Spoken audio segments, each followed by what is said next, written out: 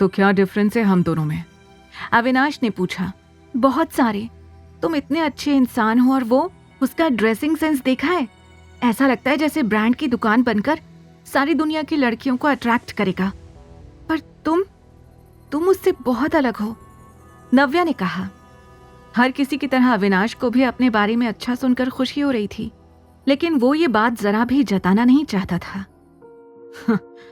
मैं अपने आप को उससे तो बिल्कुल भी कंपेयर नहीं करना चाहता। ये बात सुनकर नव्या को जोर से हंसी आ रही थी।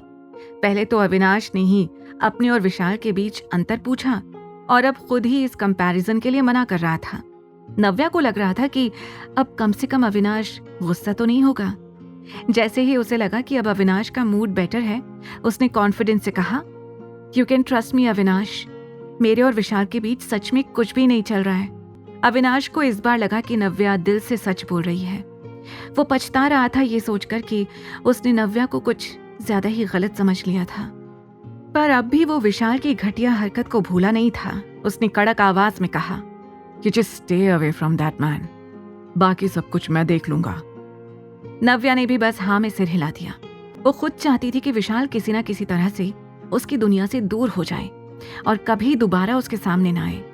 उसे यकीन था कि अविनाश बोल रहा है तो वो जरूर इस मैटर को संभाल लेगा। उसने पूछा, अविनाश, क्या तुम सच में मेरी हेल्प कर पाओगे? Why? तुम्हें मेरी पावर पर भरोसा नहीं है? अविनाश ने पूछा।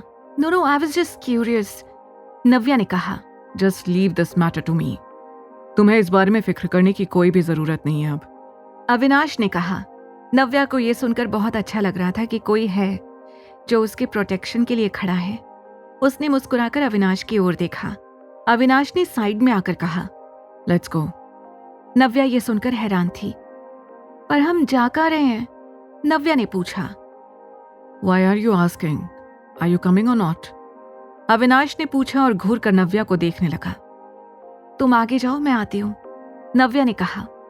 ना जाने क्यों उसे अविनाश के साथ बाहर निकलने में ऑकवर्ड लग रहा था।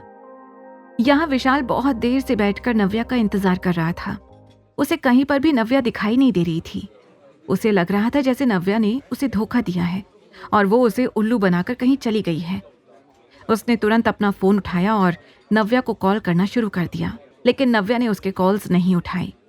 उसने गुस्से से फोन टेबल पर पटक दिया। उसके दिमाग में बस नव्या ही घूम रही थी।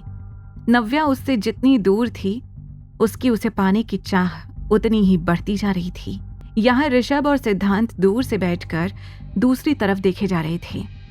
इस वक्त उन्हें विशाल का बिगड़ता मूड दिखाई दे रहा था। तुम्हें क्या लगता है अविनाश क्या कर रहा होगा? उसे वॉशरूम में इतना टाइम क्यों लग गया? ऋषभ ने पूछा। वॉशरूम जाकर लोग क्या करते हैं, वही कर रहा होगा। तू भी ना यार, सिद्धांत ने चिढ़कर जवाब दिया। हाँ वो तो है, लेकिन मुझे पता नहीं क्यों ऐसा लग रहा है कि बात कुछ और है यार। जरूर कुछ गड़बड़ हुई है वहाँ। ऋषभ ने ये बोला ही था कि तभी अविनाश रेस्टोरेंट से दूसरी तरफ से नव्या के साथ आ रहा था।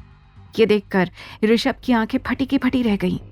सिद्धांत, वो देख, अविनाश किसी लड़की के साथ, ऋषभ ने हैरान होकर कहा। सिद्धांत ने सिर घुमाकर देखा तो अविनाश और नव्या एक एक करके वॉशरूम की तरफ से निकल रहे थे। सिद्धांत के चेहरे पर जरा सी भी हैरानी नहीं थी। उसने आराम से वाइन का ग्लास उठाया और एक सिप ले ली। सिद्धांत, ये सब क्या हो रहा है? मुझे क्या नहीं बताया तुम लोगों ने? वो लड़की कौन है और अविनाश इतने गुस्से में क्यों है? ऋषभ ने एक साथ कई सवाल कर दिए।